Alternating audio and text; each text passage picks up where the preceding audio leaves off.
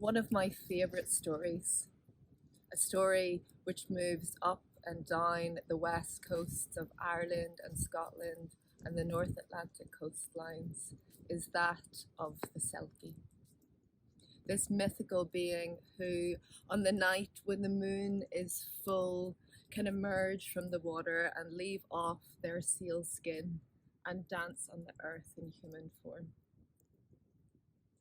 One particular telling of this story tells of a man, a fisherman, who one evening when the moon is full and the tides ebb highest and lowest, wanders out with his basket to gather the clams and the wracks. And he continues to forage, seeking out those keyhole-shaped divots in the sand that tells of the delicious razor clams. And so immersed is he in his foraging that he doesn't realize that the tide comes in around him, blocking him off from returning to the mainland. And so he does all that one can do in that situation, which is to sit and wait for the tide to turn again. And then as he sits on that rock, he begins to hear a commotion from the ocean. And he looks over to see a group of seals, a family of seals, beginning to come up onto the land. And as they reach the shore, they drop their seal skins and arrive onto the land in human form. And he watches them dance and rejoice in their splendor of being, just alive in the brightness of their life and of each other. And he sits and watches them all night long. And then as the moon begins to sink and the morning begins to rise, one by one they begin to return to the edge of the ocean and to pick up their seal coat and to drape it over themselves and return to their seal form. And he doesn't know why he does it, but the man creeps up to one of the coats and he takes it and he hides it beneath his coat and he walks back across the waters. And the woman, the seal woman whose coat this is, cannot return to her seal form without her coat. And so she walks behind him and follows him up the narrow barreens, across the fields to his house. And there she becomes the woman of this house. And there they live together and they have children and the time passes. Now this woman, she lives her life, but every so often she'll wander down to the sea and she'll look out in this trance of yearning. This yearning for something that she has forgotten, but she can't quite remember what it is that she's forgotten. She'll just stand there and look out to the sea and feel that. And then she'll go back to her house and she'll do her ordinary human things for her human family. And one day she's standing in the kitchen at the table, making a loaf of bread.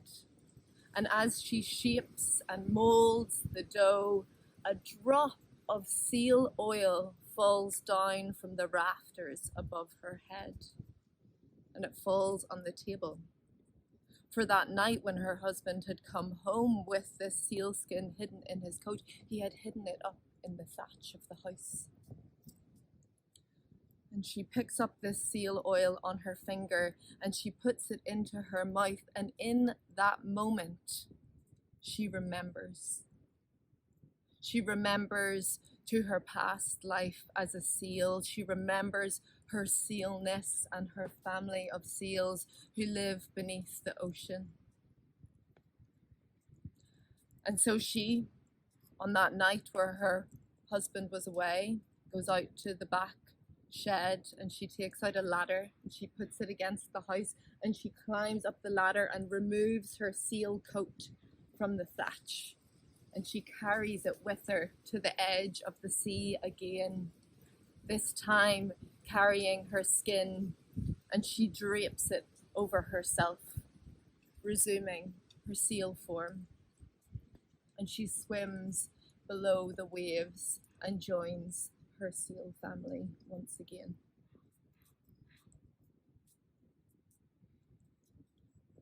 I love this story, and I love how stories travel with us and within us, how they are told to many different beings, both human and otherwise, and change form as they go. And the bit in this story which strikes me hardest is this moment of remembering, this moment of awakening, when she tastes the seal oil and remembers her seal life and her life with the waters and her life with her seal kin.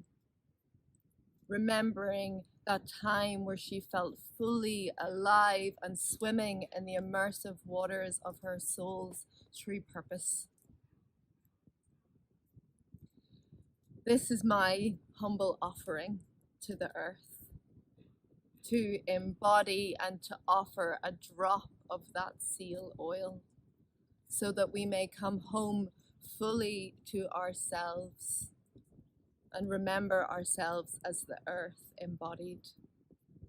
Remember ourselves as the invoked wishes of our good and well ancestors, and awaken to the vastness of our lives in the here and now.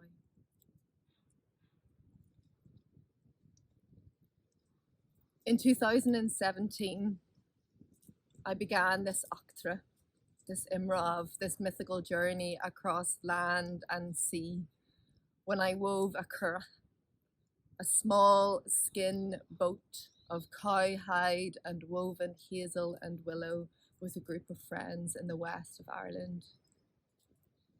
And during this week, I felt this awakening, this remembering that was filled with so much grief and joy, and another step on this journey of weaving myself whole again. As a queer, gender expansive being from the north of Ireland, I've often been led to believe that I don't belong. And so this journey of re-belonging myself to something more ancient than boundaries and more embracive than binaries has become something of a soul map. A root of and a route to belonging. And it is now something that I'm able to offer a little bit of to those who come to learn with me around the fire. Following this experience, I launched the Currach of Wild Awake from the shore, with the aim of rekindling cultural and environmental resilience here on the island of Ireland, and to inspire people across the world to remember themselves with the body of the land.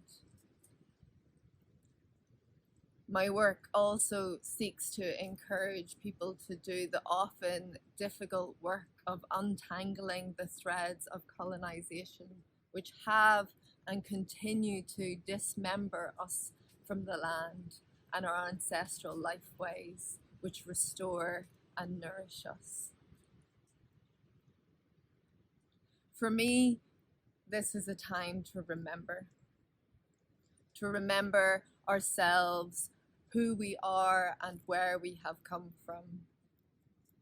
Not just from our ancestors who lived joyously and fully and in difficult times, but also as coming from those plant, animal and fungal ancestors. Once upon a time, millions of years ago, we parted ways from them on our evolutionary paths. Somewhere along our path, we have forgotten this. And we've forgotten one crucial piece, that we are nature, that we are made of the same cells, the same matter, that our bodies are 75% water. We have evolved out here, not in there, in front of screens. And however we have gotten here, we have done so by being in community, by looking after our most vulnerable.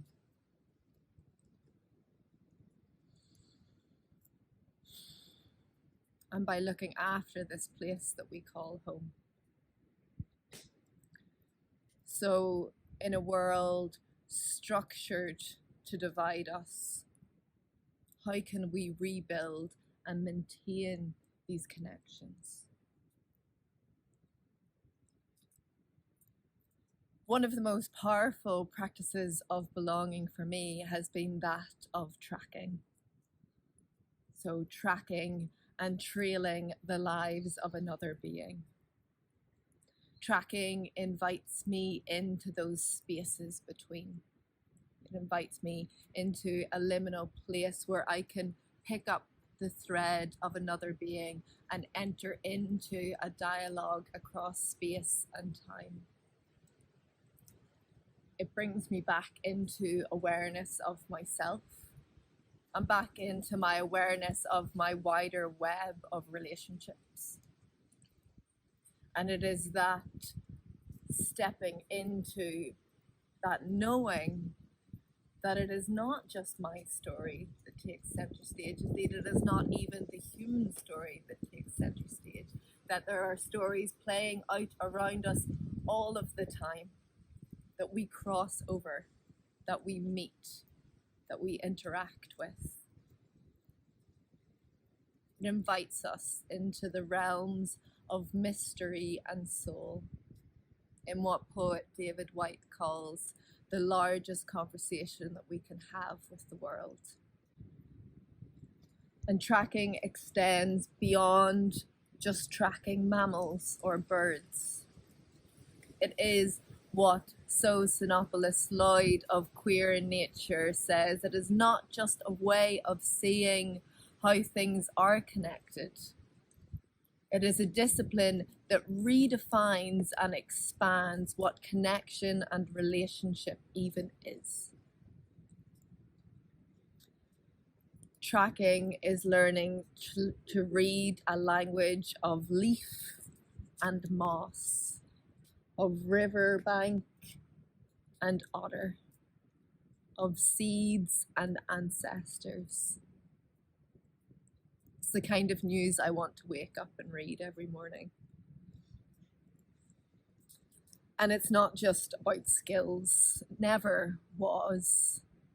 And it's not about knowing everything. In fact, this very idea that we could or should know everything is what has gotten us into such deep water in the first place. Tracking invites us into a place of wonder and awe. It is what John Moriarty calls silver branch perception, that return to seeing the world as if for the first time, driven by a curiosity, a thirst for justice, and a willingness to be wrong. It is about once again infusing our lives with ritual, of creating safe and sacred spaces where we can, in the words of Pádraig Ó Tuama, lift up the stones over which we stumble and build altars. When we enter into a dialogue with the natural world around us, and when we tend to our own ancestral hearths, we see ourselves. We see ourselves mirrored in this wilder world which surrounds us and lives within us. And yet, we can prepare this ground. We can prepare the soil of ourselves to receive these messages. But what of the soil of the earth, which continues to be poisoned and denuded? Or what of our other human kin who continue to be oppressed and killed at the hands of church and state? This work goes hand in hand and heart in heart with the call for ecological justice and Indigenous sovereignty. For what is true of the earth is also true of us. Here on the island of Ireland, we stand in a unique place. We stand between that of oppressed and oppressor, of colonized and colonizer. So much has been done to violently disrupt and destroy our ancestral lifeways and language, and yet still so much remains intact. And yet, in our bid to survive colonization, we became white, and we engaged in the oppression of people of colour and Indigenous people across the world, and here on our own soils. We would do well not to forget this part of the story, painful though it is, and create spaces where we can transform this hurt into healing.